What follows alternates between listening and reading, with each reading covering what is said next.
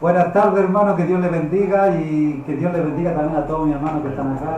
Amén. Muchas bendiciones. Gloria a Dios. Que el Señor los guarde, los proteja, aquellos que están en lugares lejos, en lugares donde hay pandemia todavía. Gracias a Dios nosotros estamos saliendo, ya nos estamos congregando, ya hemos hecho cultos, hermosos los cultos que están, ya el Señor moviéndose. Después de la pandemia el Señor ha traído refrigerio. Amén. Vamos a hablar hoy acerca de predicar. Dios nos mandó a predicar. Dice, vayan por el mundo y prediquen el Evangelio. Resaltamos la Biblia, ¿por qué? Porque queremos dar a Jesús su lugar de preeminencia sobre todo. O sea, Cristo es lo primero en todo. Por eso que cuando nosotros nos dicen que ustedes, los evangélicos, solamente hablan de Cristo y que de eso se trata, porque la Biblia es cristocéntrica. O sea, no habla de otra cosa que no sea de Cristo y todo va enfocado en Cristo. Lo demás todo es simultáneo o es paralelo, pero el enfoque total de la Biblia es Cristo, porque la Biblia es cristocéntrica. Entonces exaltamos la predicación de la Biblia porque en su norma divina esta es la manera de darlo a conocer a Él. ¿Cómo damos a conocer a Cristo? A través de la palabra. Y es Él quien nos ha mandado a hacerlo. O sea, no somos porque se nos antojó predicar la palabra, no, Dios nos mandó. Como decíamos, vayan por el mundo y prediquen mi palabra. Entonces, el enfoque en sí del Evangelio ni siquiera somos nosotros. Porque a veces nosotros pensamos y nos centramos mucho en nosotros y el enfoque es predicar la palabra. A eso fuimos llamados. Ni siquiera ¿cómo se llama? Lo otro es simultáneo, es sanar, el liberar, todo es enfoque secundario, pero el enfoque principal del Evangelio es predicar la palabra. El que tiene, dice, oído, oiga lo que el Espíritu dice a la iglesia, dice Apocalipsis 2:7. La predicación no está de moda, incluso la predicación tiene mala fama. Cuando algunos escuchan la palabra sermón, muchas veces el sermón pensamos que el sermón es para mí, es para que a mí me vaya bien. ¿A quién no le gusta escuchar un buen sermón? ¿Y qué es lo que es un buen sermón para nosotros? Para nosotros un buen sermón es algo que me va a sacar de la pobreza, es algo que me va a sanar, que me va... Y todo lo enfocamos nosotros. Y cuando nosotros vemos un sermón, ¿qué significa sermón? Cuando una madre reta a su hija, ¿qué lo está? Le está dando un sermón. O sea, ¿por qué? Porque lo está retando, ¿cierto? Por eso que cuando hablamos de sermón, el sermón es para nosotros, nos enfrenta. La palabra nos enfrenta. No es para traernos, para que me vaya bien, ahora todo me va bien. Yo no soy cabeza, no soy cola, y ahora no. Hemos enfocado mal la predicación. O sea, la imagen que viene a su mente es la de una madre que habla sin parar a su hijo cuando hablamos de sermón. ¿Alguna madre acá le ha dado sermón a su hijo? Y cuando a veces la madre le da sermón y le habla, y le habla, y le habla, que el hijo dice, ya está bueno, basta. ¿Por qué? Porque le está dando un sermón que a veces el hijo lo cansa. Hasta provocar que le diga, por favor mamá, deja de sermonearme. ¿Sí o no? A ver los jóvenes, han sido sermoneados por las madres, ¿cómo le ponen la cabeza así, cierto? Algunos aguantan, ¿no? ¿De eso se trata el sermón? El sermón nos enfrenta. En el diccionario imaginario de tales personas, la palabra sermón es igual a la charla interminable, de contenido altamente recriminatorio, que por lo general produce como resultado sacar de quicio al que escucha. ¿A quién le gusta escuchar un buen sermón? Porque un buen sermón para nosotros no es que nos reten. ¿No? ¿A quién le gusta que lo reten cuando se predica la palabra?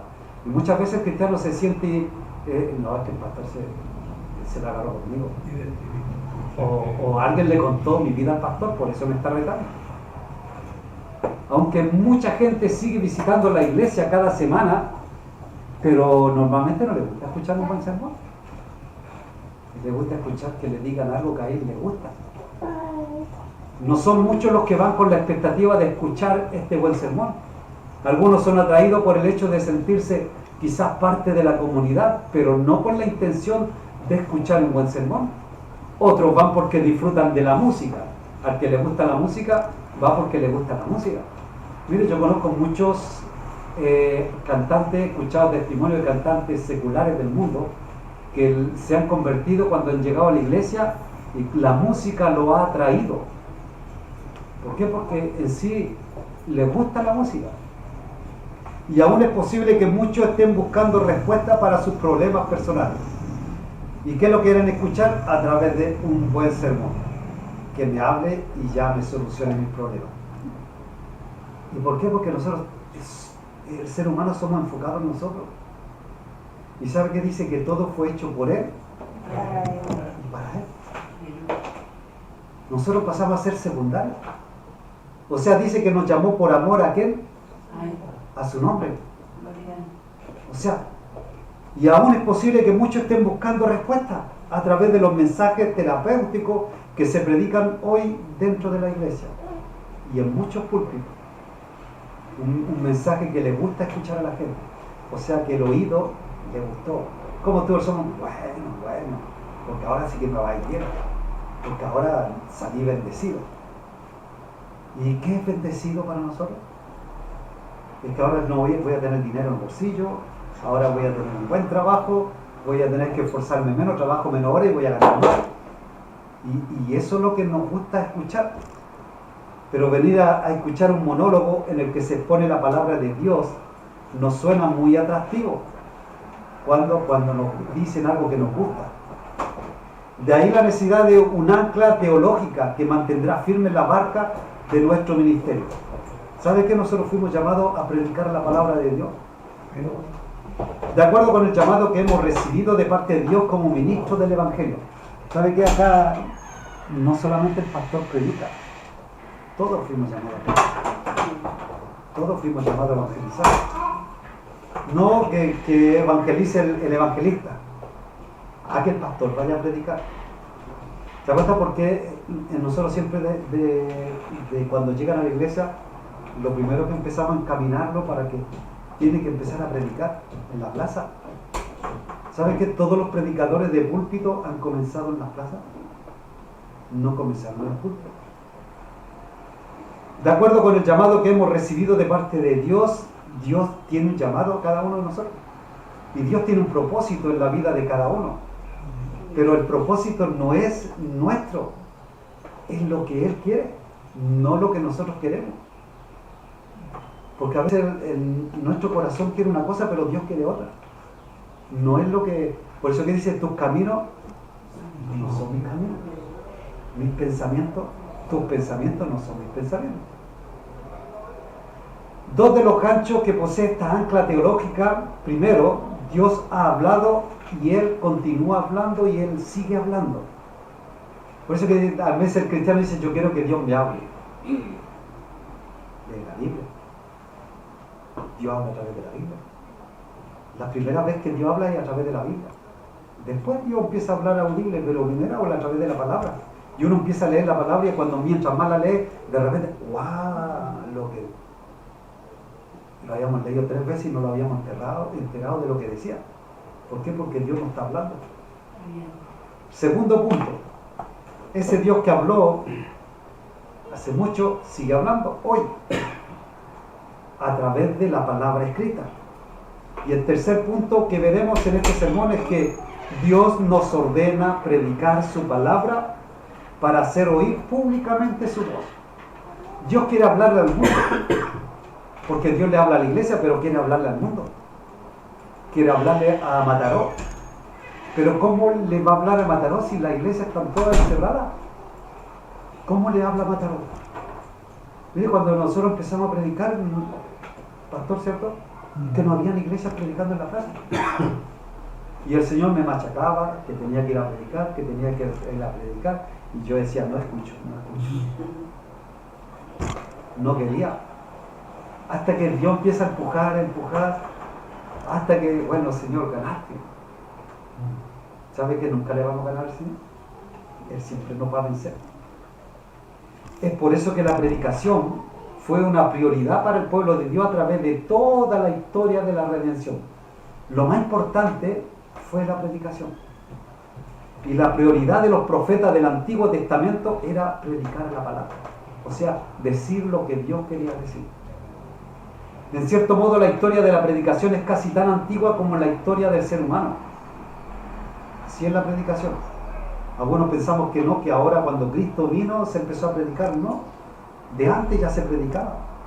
Y sabemos por la carta de Judas, que dice Judas 1, 14 y 15, que Enoc, séptimo desde Adán, la séptima generación, profetizó contra los impíos de su generación. O sea, ¿qué es lo que es profetizar? Es predicar. ¿Por qué profetizar? Porque estaba diciendo lo que Dios quería decir. El apóstol Pedro se refiere a Noé en su segunda carta, segunda de Pedro 2.5. Si alguien lo tiene, que lo pueda leer fuerte para que se escuche. 2.15. 2.5. Segunda de Pedro 2.5. Amén. Y si no perdonó al mundo antiguo, sino que guardó a Noé, pregonero de justicia, con otras 7 personas, trayendo el diluvio sobre el mundo de los impíos. Amén. ¿Se da cuenta? Noé, otro predicador. ¿Quién predicaba a través de Noé? Dios hablaba a través de Noé. Pero es Moisés quien tiene el privilegio de ser el primer predicador cuyo ministerio se describe con detalle. El primer predicador que habla la Escritura, Moisés. Bendiciones. Que Dios me lo bendiga. Agrúpense por ahí. Cuando Dios llamó a Moisés en el monte Horeb, le encomendó la tarea de volver a Egipto. ¿Para qué? Tenía que ir a Egipto para libertar al pueblo de la esclavitud. ¿Y hablando en qué? En el nombre de Dios. O sea, ¿qué tenía que ir a hacer? Ir a predicarle. Por supuesto, de más está decir que este plan no estaba en la agenda de Moisés. Esa etapa de su vida no estaba en sus planes. Y yo creo que ninguno de nosotros estaba en los planes de querer predicar. Yo jamás se me pasó por la mente predicar el Evangelio. Y el pastor, yo creo que también le preguntamos tampoco. Y yo creo que algunos de chiquitos decían, yo quiero predicar. ¿Algunos pensaban en eso o no? Los que se han convertido dentro del Evangelio, sí, yo creo que pueden haber sido con esa idea de yo cuando sea grande quiero predicar. Pero los que hemos estado siempre muchos años en el mundo, jamás se nos pasó por la mente el predicar el Evangelio. Y Moisés quizás también, ni siquiera se le había ocurrido a él. Había pasado mucho tiempo desde que había salido huyendo del palacio del faraón. Cuando él quiso liberar al pueblo de Israel, él fue y quiso hacerlo como con su fuerza. Fue y mató a un soldado, ya me faltan 9.999.000 menos uno. O sea, uno menos. Pero no lo iba a poder liberar. Terminó arrancando, huyendo del palacio del faraón, obligado a vivir el estilo de vida cotidiano de cualquier pastor de ovejas común y corriente, donde vivió en la tierra de Madián 40 años, que estuvo viviendo entre medio de la oveja y sin poder conversar con alguien. O sea, él estuvo 40 años prácticamente aislado. O sea, no tenía con quién compartir. Había minado por completo la confianza de Moisés en su capacidad natural. O sea, toda la capacidad que él había aprendido en Egipto ya lo había desprogramado. Por eso que Dios muchas veces nos tiene que desprogramar a nosotros con nuestra idea. Dios nos saca de Egipto y nos desprograma totalmente. Y después empieza a poner sus pensamientos. Aunque Esteban lo describe en Hechos 7:22 y dice que Moisés era poderoso en palabra y en obra, dice. Y dice, como poderoso en palabra y obra, como que ¿alguien le cuadra esto? Cuando Moisés dice que era tardo de palabra, Moisés estaba convencido de que su oportunidad para hacerse el héroe había quedado enterrada en Egipto, cuando él quiso liberar al pueblo de Israel con su fuerza. Y él ya lo había dado por descartado. Entonces, cuidando ovejas en el desierto, ya prácticamente yo creo que ni se acordaba. El día que salió huyendo de la ira del faraón. En Éxodo 4, día 13 dice, entonces dijo Moisés a Jehová, ay Señor, nunca he sido hombre de fácil palabra. Dice, ¿cómo nunca he sido hombre de fácil palabra si él había estudiado en los mejores colegios? Había estudiado en Egipto, quizás fue hasta la universidad. Ni antes dice, ni desde que tú hablas a tu siervo, porque soy tardo en el habla. E incluso dice, y torpe de lengua. Y Jehová le respondió, ¿quién dio la boca al hombre?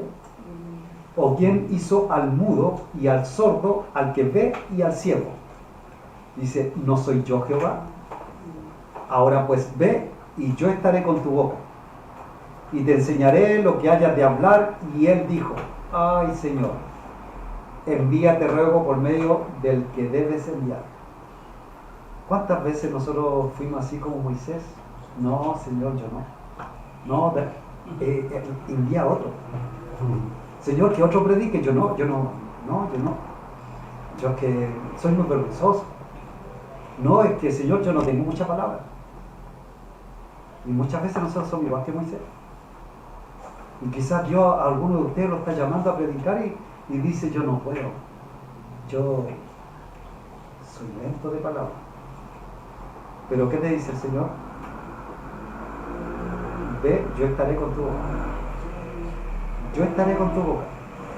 Moisés entró en pánico cuando le dijo Moisés, cuando Dios lo llama a Moisés y le dice que tiene que ir a liberar al pueblo, entró en pánico. Tenía que ir a predicarle acerca de Dios. Entonces, por la naturaleza de la tarea que se le estaba encomendando, dice, pero Dios le hizo ver que si él hizo la boca, también puede ponerla a funcionar correctamente la boca. Dios hizo nuestra boca y Dios la puede hacer funcionar correctamente. Sin embargo, Moisés siguió rehusando su responsabilidad y él siguió queriendo hacerse un lado hasta que Dios se le enojó. Dice en Éxodo 4, el 14 y hasta el 16, dice, entonces Jehová se enojó contra Moisés y le dijo, ¿no conozco yo a tu hermano Aarón, levita, que él habla bien? Y aquí, que él saldrá a recibirte, y al verte, se alegrará en su corazón. Tú hablarás a él, y pondrás en su boca las palabras, y yo estaré con tu boca y con la suya, y os enseñaré lo que hayáis de hacer. Y él hablará por ti al pueblo, él te será a ti en lugar de boca, y tú serás para él en lugar de Dios. ¿Te das cuenta que él dice que va a ser, por eso que el profeta, Aarón era el profeta, y Moisés pasó a ser Dios, y ahí nos muestra cómo se profetiza, porque muchas veces el cristiano ensucia la profecía, porque pone de su corazón. El profeta es como un parlante, o sea, acá le dicen altavoz. Nosotros decimos parlante, no sé ustedes cómo dicen. ¿También parlante? En Chile debe uno. ¿Sí? Ustedes aprendieron de Chile. Entonces, el profeta es un altavoz que dice solamente lo que Dios le dice que diga, nada más. Pero no tiene por qué agregarle. El profeta normalmente tiende a agregarle de su corazón más cosas a la profecía. Y ese es un error en la profecía. Y el predicador tiene que ser igual. Nosotros decimos lo que Dios quiere decir. No es nuestra idea. No es lo que nosotros... Es que yo quiero que me gustaría predicar acerca de esto. No. Señor, ¿qué quieres que prediquemos? Que es diferente. Resalta la estrategia de Dios para la tremenda empresa que estaba poniendo sobre los hombros de Moisés y de Aarón. ¿Nos quedan todavía? Sí. Ellos no tenían encomendado formar células secretas de insurgencia para rebelarse contra el faraón. No tenían que formar grupos de manifestaciones, no tenían que ir a pelear contra el faraón, y mucho menos intentar lograr un acuerdo bilateral con el faraón y que fuera satisfactorio para ambas partes. O sea, yo hago intermediario. No, ellos no tenían que hacer intermediarios. Ellos no fueron enviados a Egipto para revolucionarios ni como negociadores, sino como heraldo del Dios Altísimo. O sea, decir lo que Dios quiere decir, nada más. ¿Y sabe que nosotros somos mandados a eso? A decir lo que Dios quiere decir. El problema es que a veces nosotros decimos lo que la gente quiere escuchar, y ahí está el problema. El sermón no es para agradar a la gente. El sermón es para interesar a la gente. El sermón nos tiene que enfrentar.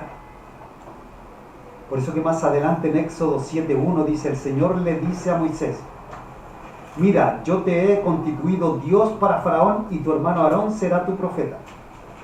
Moisés tenía autoridad sobre Faraón. ¿Por qué? Porque el Dios del cielo le había encomendado la tarea de hablar en su nombre. Entonces Moisés tenía la autoridad de Dios. Y el papel de Aarón era esa estrategia, era transmitir el mensaje divino de Dios. Tal como se le había revelado a Moisés directamente, o sea, Aarón tenía que decir lo que Moisés le dijera, nada más, nada más. Aunque Dios mismo reconoce que Aarón hablaba bien, su capacidad de oratoria no le daba derecho a transmitir al pueblo su idea. Porque Aarón quizás tenía mucha palabra y quizás podía a él envuelto con palabra cualquiera, pero Dios no quería eso. No quería alguien que quisiera envolver a todos con palabrería, no. Dios lo quería usar solamente para que hablara lo que Dios quería decir, nada más. O sea, transmitir al pueblo su propio mensaje. Ni siquiera tocar la palabra de Dios recibida por medio de Moisés. No lo mandó a que diera retoque a la palabra. Aarón era simplemente un portavoz. Y este pasaje es importante. ¿Por qué? Porque nos revela la naturaleza de la labor del profeta dentro de la iglesia. Y ese es el profeta en el Antiguo Testamento, y en el Nuevo es igual, no va a cambiar. Dios dice algo, sabe que cuando Dios nos enfrenta con algo, solamente una palabra basta. Y cuando Dios nos habla, nos dice una palabra y nosotros como que no entendemos todo. No hace falta que el profeta nos explique la palabra. La palabra es dicha y cuando viene de Dios nos enfrenta y nos choca. Su función primordial no era predecir el futuro tampoco, porque hoy en día los profetas están dedicados a predecir el futuro de la gente, de los cristianos, y no es para eso el profeta. Yo quiero que me diga a ver qué es lo que va a pasar con mi vida. O sea, el profeta lo ve como un vidente. Un error. Dios viene y habla a través del profeta cuando quiere hablar. No es cuando el profeta quiera, es cuando Dios quiere hablar. Su función primordial no era predecir el futuro, como decíamos, transmitir fielmente el mensaje de Dios al pueblo. Esa era la prioridad del profeta. Y más de 3.800 veces aparece en el Antiguo Testamento la frase, vino palabra de Jehová. Vino palabra de Jehová a Moisés, vino palabra de Jehová a Elías, vino palabra de Jehová a Jeremías, vino palabra, siempre dice vino palabra de Jehová. O sea que el profeta decía lo que Dios quería hablar. O alguna similar asociada con el ministerio profético. Ellos eran los predicadores de su generación, los profetas, y que llamaban al pueblo a volverse de sus pecados a Dios para que no cosecharan las consecuencias de rebeldía del pecado. O sea, Dios hablaba y siempre Dios decía lo que estaban haciendo estaba incorrecto. Nunca dijo, bueno, tranquilo, ya vas a cambiar. No. Ahora ven porque todo te va a ir bien. No, tampoco. Y de esta manera la predicación jugó un papel de suma importancia en el Antiguo Testamento. Los profetas comunicaban al pueblo las palabras de Dios en el nombre de Dios, delante de Dios. Escuche, para poder hablar de Dios y traer la palabra de Dios tenemos que estar primeramente delante de Dios. Porque ¿cómo vamos a traer palabra de Dios si no estamos delante de Dios? No es nuestra idea, no es nuestra sabiduría, no es nuestro conocimiento, es lo que Dios quiere hablar. Y esa metodología no cambia, o sea, hoy en día sigue siendo igual que en el Antiguo Testamento. Por eso que nadie quería a los profetas. Nadie. Eran odiados. Jeremías, ¿cuántas veces lo quisieron matar? Elías tenía que andar arrancando con depresión. Veíamos el otro día también cuando mandaron a matar después del día que venía Eliseo, lo habían mandado a matar. Porque la profecía cuando viene de Dios a nadie le gusta, porque nos enfrenta al pecado. ¿A quién le gusta que le digan que lo que está haciendo está mal? Nosotros pensamos que todo lo hacemos bien. Y muchas veces nos volvemos religiosos y creemos que lo que nosotros hacemos bien y los demás están todos mal. La prioridad de Juan el Bautista era el ministerio de Juan el Bautista sirve de transición entre el Antiguo Testamento y el Nuevo. O sea, como que está justo cuando comienza el Nuevo Testamento y termina el Antiguo Testamento, entra Juan el Bautista. Entonces él fue la voz del que clama, como dice, ¿en dónde? Voz que clama en el desierto. De la que habló el profeta Isaías, que fue el precursor de Moisés, anunciando también por el profeta Malaquías. Todos ellos anunciaron a Juan el Bautista. Y cuya tarea primordial era ¿qué? Preparar el camino para la llegada del Mesías. Y eso lo tenemos en Isaías 43, Malaquías 3.1 y Marcos 1, 2 y 3, que no lo vamos a leer para que no se nos haga tarde. ¿Tenemos un rato más? Sí. Entonces, de este modo, el ministerio principal de Juan no era el bautismo, sino era la predicación profética de la preparación de los corazones. O sea, ¿qué tenía que hacer Juan? Preparar los corazones.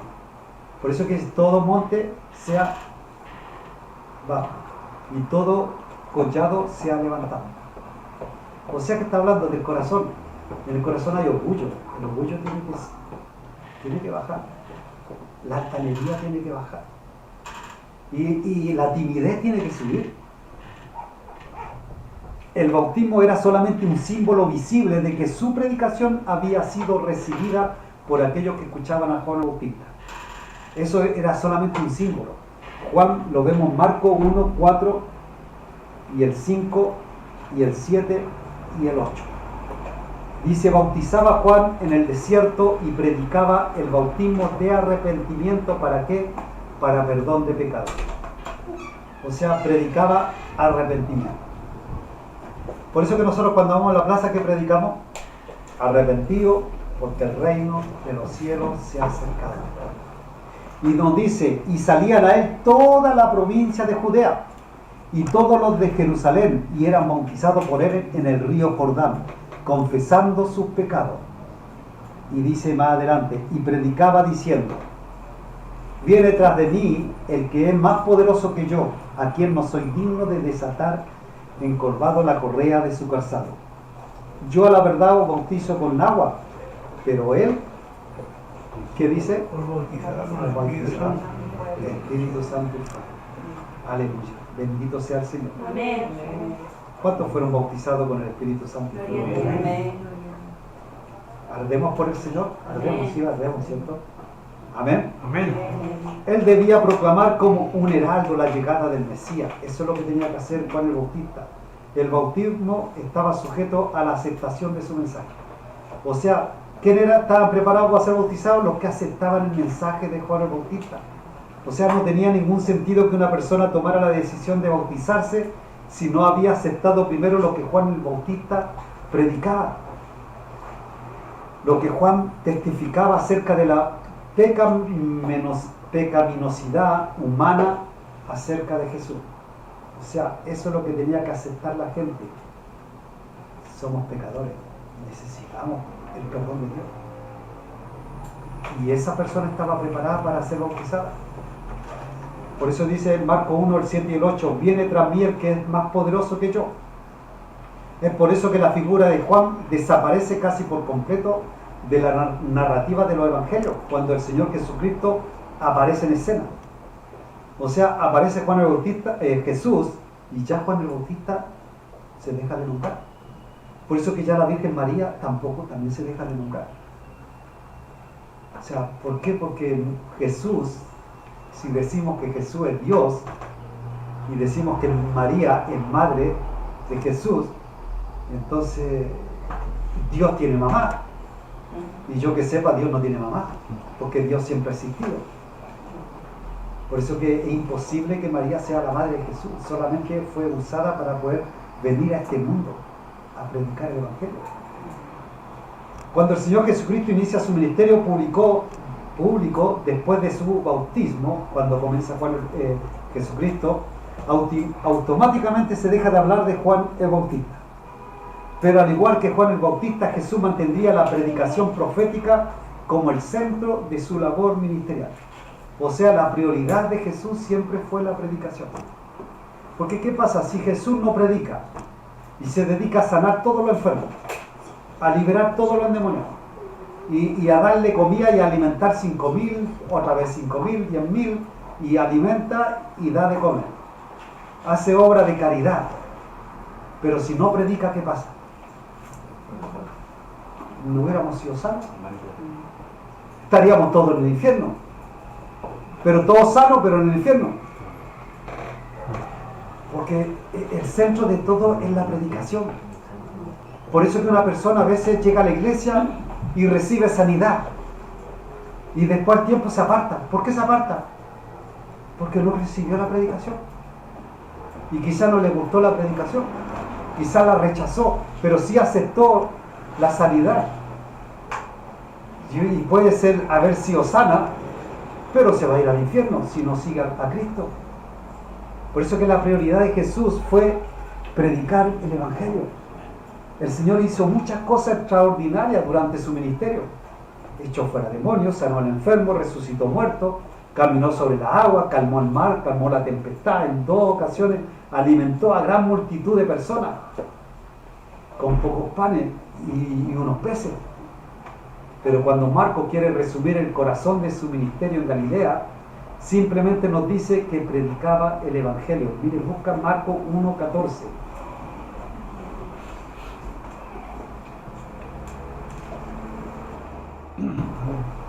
Y el 15. Amén. Después que Juan fue encarcelado, Jesús vino a Galilea, predicando el Evangelio del reino de Dios, diciendo: el tiempo se ha cumplido y el reino de Dios se ha acercado. Arrepentíos y creed en el Evangelio. Amén. ¿Te das cuenta que lo que dice que él predicaba el Evangelio? Nos dice andaba sanando, sí, después dice que andaba sanando, pero la prioridad siempre fue predicar el Evangelio. Jesús no vino con la prioridad de ser un sanador, un hacedor de prodigios, sino un profeta predicador. Y no permitió que nada le impidiera llevar a cabo esa labor. Esa fue una de las lecciones difíciles que los apóstoles tuvieron que aprender desde que comenzaron a seguir a Jesucristo. Por eso que en el capítulo 1 del Evangelio de Marcos, el Señor se encuentra en medio de una actividad casi frenética. Y mira, acá vamos a ver cómo reacciona Cristo a través de la multitud.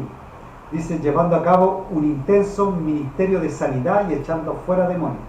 Y de tal manera que toda la ciudad se agolpó a la puerta esperando de él algún tipo de beneficio. Y eso lo dice en Marcos 1, 32 a 34. ¿Sabes? ¿Lo tiene? Que lo pueda leer.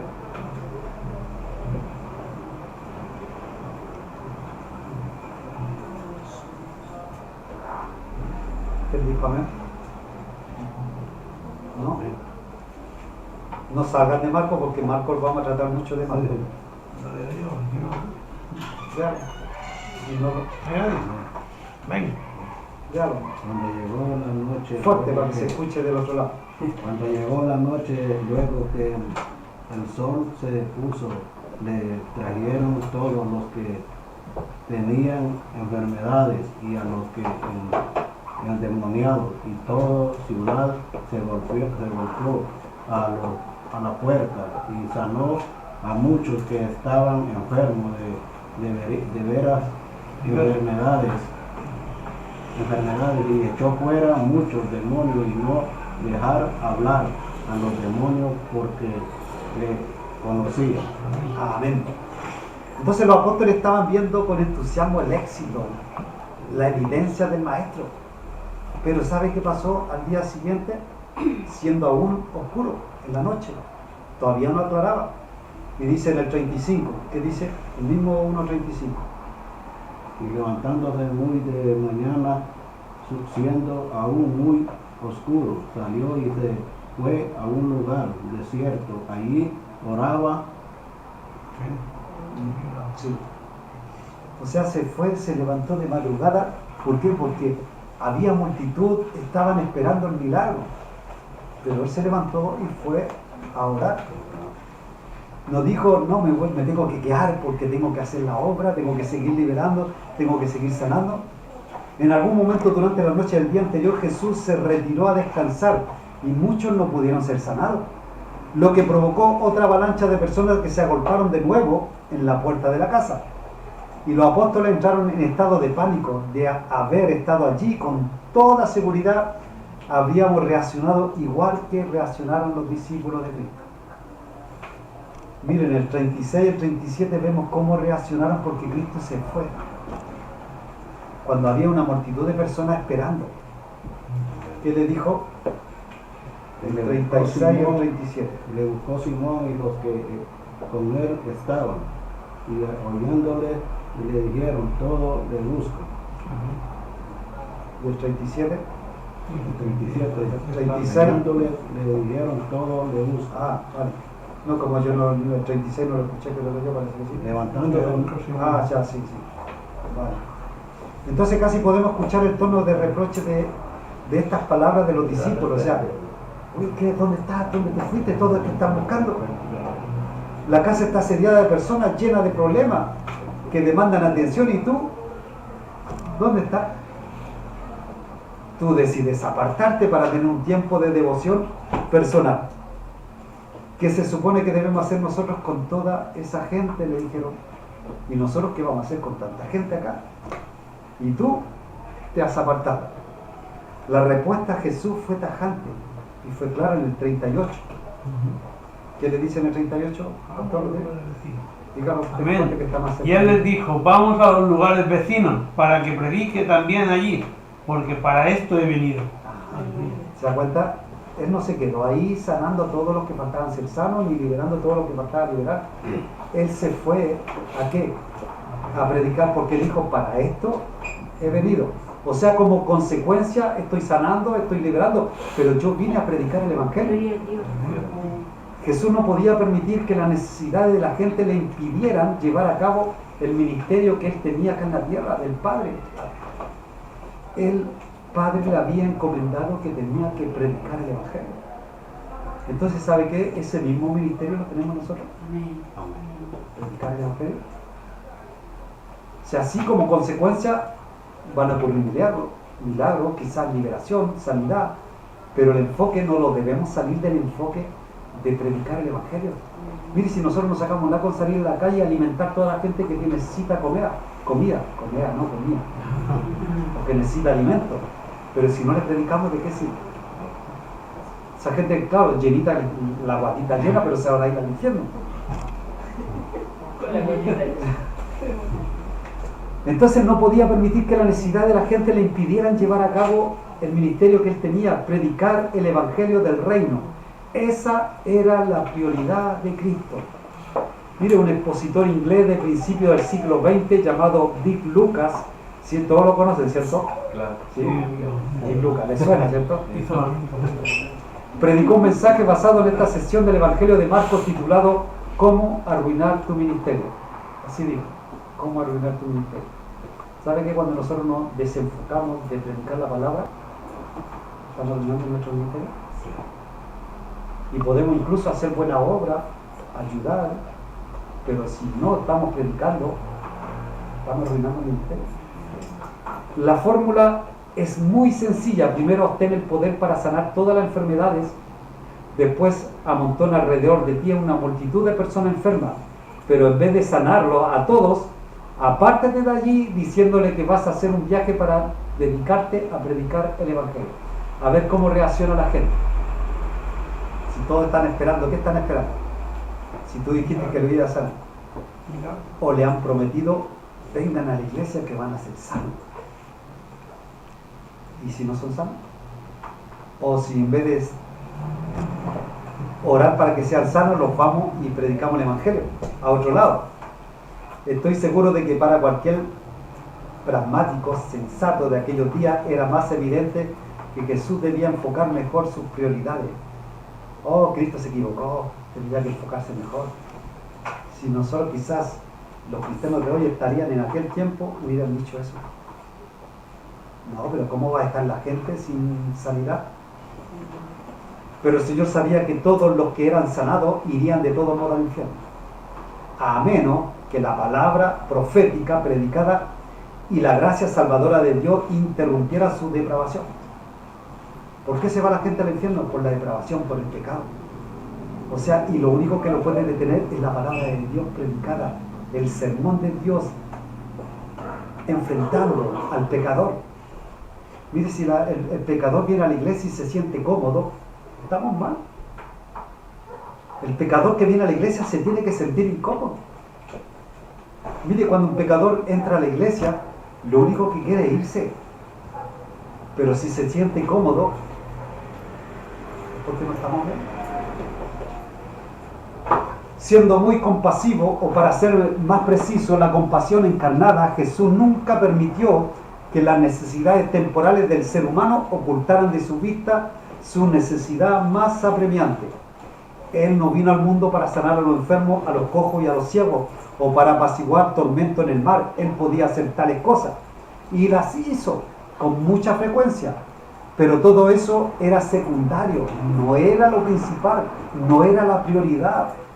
La prioridad era predicar el evangelio, y esa es la prioridad que tiene que ser para nosotros hoy en día.